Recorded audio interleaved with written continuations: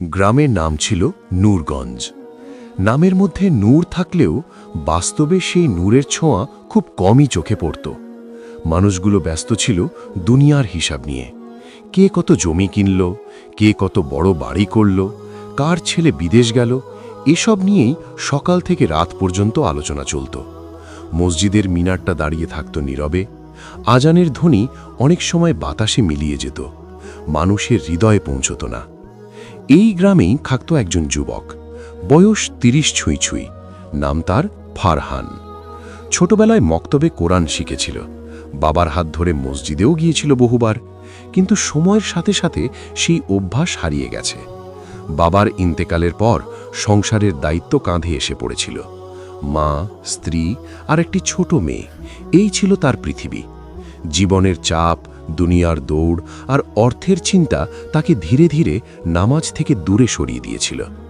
ফারহানের দিন শুরু হতো খুব ভোরে, কিন্তু ফজরের আজান তার কানে ঢুকলেও হৃদয়ে ঢুকত না। সে বলতো, আজ খুব কাজ আছে, পরে পড়ব। কিন্তু সেই পরে আর আসত না। জোহর, আসর সবই কাজে ব্যস্ততার অজুহাতে বাদ পড়ত। মাগরিবের সময় দোকান বন্ধ করতে করতে অন্ধকার নেমে আসত। ঈশার নামাজ পড়ার শক্তিটুকুও তখন আর থাকত না। তার মা মাঝে মাঝে কাঁপা গলায় বলতেন, বাবা, নামাজটা ছাড়িস না, নামাজ ছাড়া জীবন অন্ধকার হয়ে যায়। ফারহান বিরক্ত হয়ে বলতো, মা, এখন এসব সময় নেই, আল্লাহ তো মনের অবস্থা বোঝেন। এই কথা বলে সে নিজেকেই সান্ত্বনা দিত, কিন্তু হৃদয়ের ভেতরে কোথাও এক ধরনের শূন্যতা জমে উঠছিল। একদিন গ্রামের মসজিদে নতুন ইমাম এলেন। বয়সে তরুণ, কিন্তু চেহারায় গভীর প্রশান্তি। নাম তার মাওলানা সালমান। তিনি কাউকে তিরস্কার করতেন না, জোর করতেন না। ধীরে ধীরে মানুষের সাথে কথা বলতেন, গল্প করতেন, জীবনের সাথে দিনের সম্পর্ক বোঝাতেন। এক জুমার দিন ফারহান মসজিদে গেল। আসলে সে গিয়েছিল সামাজিকতার খাতিরে। গ্রামে নতুন ইমাম এসেছে, না গেলে মানুষ কথা বলবে, এই ভয়ে। খুতবা শুরু হলো। মাওলানা সালমান কথা বলছিলেন মানুষের অন্তরের অবস্থা নিয়ে। তিনি বলছিলেন, মানুষ যখন আল্লাহকে ভুলে যায়, তখন আল্লাহ তাকে শাস্তি দিতে তাড়াহুড়ো করেন না, বরং তাকে সময় দেন। সেই সময়টাই সবচেয়ে ভয়ঙ্কর পরীক্ষা। এই কথাগুলো ফারহানের বুকের ভেতর কেমন যেন আঘাত করল। সে নিজেকে প্রশ্ন করল, আমি কি সেই সময়ের ভেতর আছি? কিন্তু আবার মন বলল, না না, আমি তো খারাপ মানুষ নই। দিন যেতে লাগল। এক রাতে ফারহানের ছোট মেয়ে হঠাৎ জ্বরে পড়ে গেল। জ্বর বাড়তে বাড়তে অবস্থা গুরুতর হয়ে উঠল। হাসপাতালে নেওয়া হলো। ডাক্তাররা চেষ্টা করলেন, কিন্তু অবস্থা খুব একটা ভালো হচ্ছিল না। হাসপাতালের করিডরে বসে ফারহানের মনে হলো তার জীবনের সব শক্তি যেন হারিয়ে যাচ্ছে।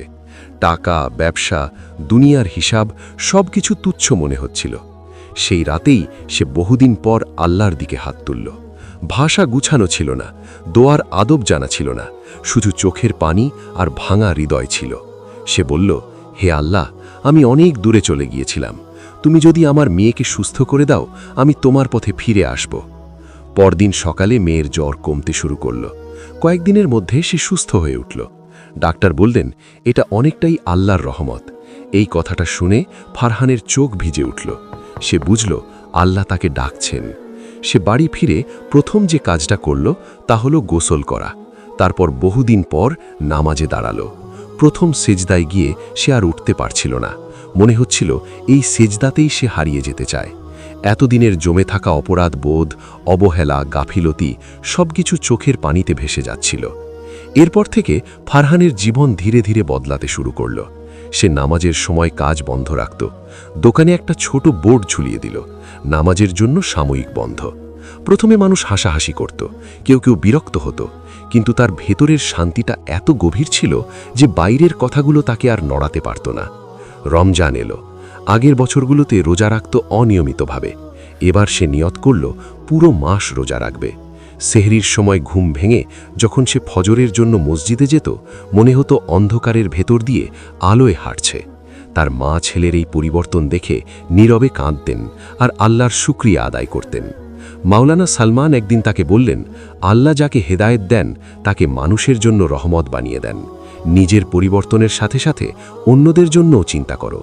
এই কথাটা মাওলানা সালমানের মনে গেঁথে গেল। সে দোকানে বসে মানুষের সাথে আলাপ করত, দিনের কথা জোর করে নয়, নিজের অভিজ্ঞতা দিয়ে। বলতো, আমি দেখেছি নামাজ মানুষকে কিভাবে ভেঙে আবার গড়ে তোলে। কেউ শুনত, কেউ শুনত না, কিন্তু ফারহান জানত হেদায়েত দেওয়ার মালিক সে নয়। একদিন হঠাৎ তার মা অসুস্থ হয়ে পড়লেন। বয়সের ভার, শরীরের দুর্বলতা সব মিলিয়ে অবস্থা জটিল হল। ফারহান মায়ের পাশে বসে কোরআন তিলাওয়াত করত। মা বলতেন, বাবা, আমি শান্তি পাচ্ছি। কিছুদিন পর এক ফজরের সময় তার মা ইন্তেকাল করলেন। ফারহান কেঁদেছিল, কিন্তু সেই কান্নার ভেতর এক ধরনের তৃপ্তি ছিল। সে জানত মা আল্লাহর কাছে ফিরে গেছেন। মায়ের জানাজায় পুরো গ্রাম এসেছিল। মানুষ বলাবলি করছিল, এই ছেলে বদলে গেছে। এক সময় যে নামাজে আসত না, আজ সে অন্যদের ডাকে। সময় গড়াতে লাগল। ফারহানের চুলে পাকা ধরল। মেয়েটা বড় হতে লাগল। সে মেয়েকে কোরআন শেখাতে শুরু করল, নামাজের গুরুত্ব বোঝালো। সে চাইত তার সন্তানের জীবন যেন অন্ধকারে না কাটে। এক রাতে সে ছাদে দাঁড়িয়ে তারার দিকে তাকালো। মনে হলো এই বিশাল আকাশের নিচে সে কত ছোট আর আল্লাহ কত মহান। সে বুঝল দুনিয়া আসলে এক মুসাফিরখানা, এখানে কেউ স্থায়ী নয়। সে সেদিন আল্লাহর কাছে দোয়া করল, হে আল্লাহ, তুমি আমাকে তোমার পথে রেখো। মৃত্যু যেন আসে ঈমানের সাথে। আমার জীবন যেন তোমার সন্তুষ্টির জন্যই কাটে। নূরগঞ্জ গ্রামটা ধীরে ধীরে বদলাতে লাগল। মসজিদ ভরে উঠতে শুরু করল। আজানের শব্দ আর বাতাসে হারিয়ে যেত না, মানুষের হৃদয়ে গিয়ে আঘাত করত। আর এই পরিবর্তনের পেছনে ছিল এক সাধারণ মানুষের ফিরে আসার গল্প। এই ইসলামিক গল্পটি যদি আপনাদের কাছে ভালো লেগে থাকে, তাহলে অবশ্যই লাইক, কমেন্ট, শেয়ার করে বন্ধুদের মাঝে ছড়িয়ে দিন, যেন তারাও শুনে হেদায়েতের পথে আসতে পারে। আর সাবস্ক্রাইব করে পাশে থাকবেন ইনশাআল্লাহ। আসসালামু আলাইকুম ওয়া রাহমাতুল্লাহ।